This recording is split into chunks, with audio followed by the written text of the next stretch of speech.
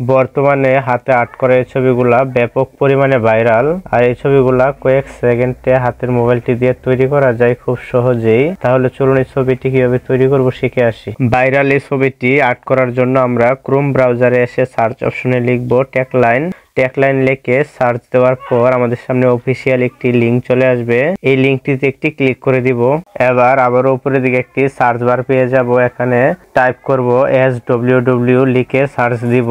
Search দেওয়ার পর আমাদের সামনে এই পোস্টটি চলে আসবে। এই পোস্টটিতে একটি ক্লিক করে দেব। পোস্টটিতে ক্লিক করার পর এবার আমরা উপরের দিকে স্ক্রল করব। উপরের দিকে স্ক্রল করলে এই ছবিটি তৈরি করার জন্য আমরা একটি ফর্ম পেয়ে যাব। এই ফর্মটি আমরা কপি করব। কপি করে চলে আসব জেমিনি অ্যাপে। জেমিনি অ্যাপে আসার পর প্লাস আইকনে ক্লিক করে গ্যালারি থেকে একটি ছবি নিয়ে নেব, যে ছবিটাকে আমরা আর্ট ছবি তৈরি করতে চাই।